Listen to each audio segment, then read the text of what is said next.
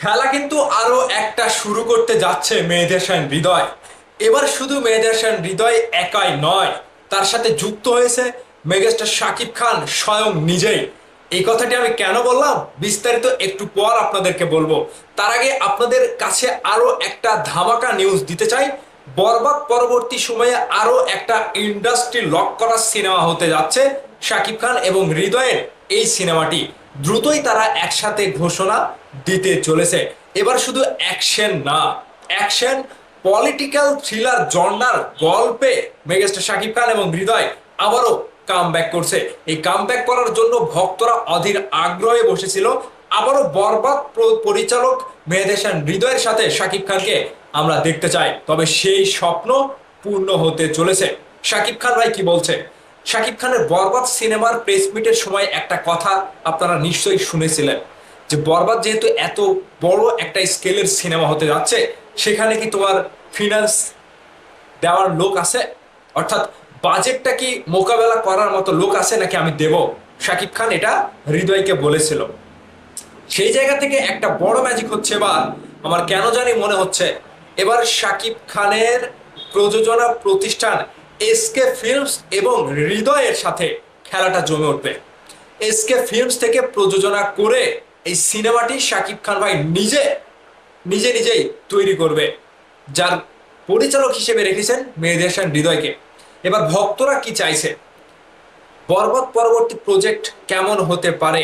এই যে political action thriller বলা হচ্ছে, বরবাদেও কিন্তু একটা অ্যাকশন পলিটিক্যাল একটা ব্যাপার আমরা খুঁজে পেয়েছি, যেখানে রাষ্ট্রের বড় বড় নেতা বর্গকে শাকিব খান এক জায়গাতে ডেকে, মানে ওই গল্পটার সাথে রাষ্ট্রের প্রত্যেকটা এমপি মন্ত্রী জড়িত ছিল শাকিব খানের বাবার সেই কাহিনীর সাথে। ঠিক এবার মেহেদী হৃদয় কোন ক্যারেক্টারটা প্লে করতে চলেছে? এই যে অ্যাকশন পলিটিক্যাল জর্নার যে গল্পের কথা বলা হচ্ছে, সেখানে কোন প্লেয়ারটাকে দিয়ে খেলবে? শাকিব খানকে দিয়ে খেলবে। আর শাকিব খান ভাই যদি অ্যাকশন কিংবা পলিটিক্সের গল্প নিয়ে কাজ করে, তাহলে ব্যাপারটা কেমন হতে পারে? আমরা শাকিব ভাইয়ের সিনেমাতে পলিটিক্স দেখেছি খুব অল্প কিছু, কিন্তু ধুন্ধুমার অ্যাকশন কিংবা নবাব সিনার মতো যে প্যাচ লাগানো পলিটিক্যাল একটা গল্প, সেটা আমরা পাইনি। দীর্ঘ বিরতির পরে বরবাদ পরবর্তী সময়ে আবারও সেই গল্পটা, সেই ফিলটা আমরা পেতে চাই। যদি মেহেদী হৃদয়কে দিয়ে এই শাকিব খান তার নিজের প্রযোজনা প্রতিষ্ঠান এসকে ফিল্মস থেকে এই ছবিটা কাজ করে পরিচালক হিসেবে, মেহেদী হৃদয় সাকসেসফুল হবে 100%, 100-100।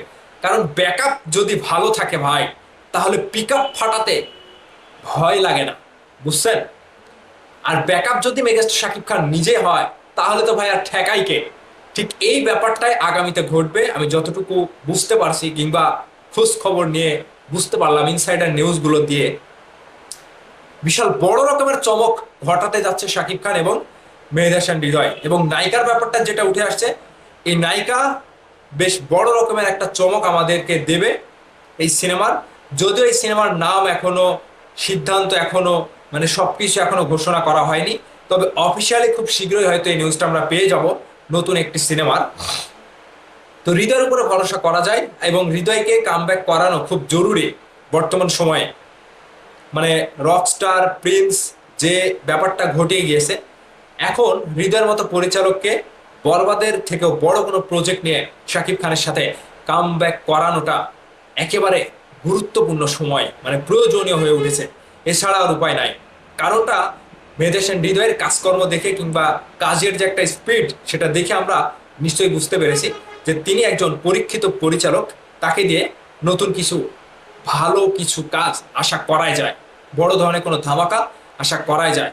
তো সাকিবিয়ানরা শাকিব খানের এসকে ফিল্মস এবং মেহেদী হৃদয় যদি বড় প্রজেক্ট নিয়ে আবারও ফেরে এবং ফিরতে যাচ্ছে, যে গল্পটা বলছে যে পলিটিক্যাল কিংবা অ্যাকশন থ্রিলার ধর্মের গল্প নিয়ে তারা ফিরছে, বিষয়টি হলে আপনাদের কাছে কতটুকু ভালো লাগবে এবং আপনারা কতটুকু চান, অবশ্যই কমেন্ট করে জানাবেন। ভালো থাকবেন, সুস্থ থাকবেন, আমার জন্য দোয়া করবেন। আল্লাহ হাফেজ।